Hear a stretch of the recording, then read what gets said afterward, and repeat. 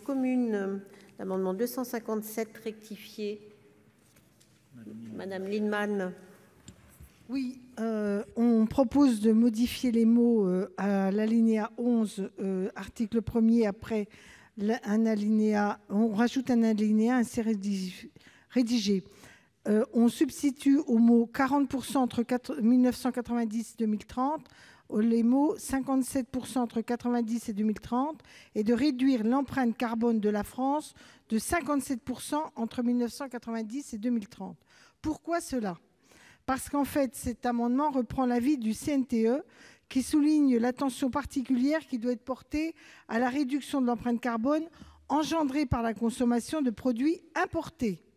Cette notion doit être associée à l'atteinte de l'objectif de neutralité carbone. Car en 2017, l'empreinte carbone de la France est estimée 1,7 fois plus importante que les émissions territoriales, ce qui est lié à nos importations. En effet, les émissions liées aux importations sont en hausse régulière.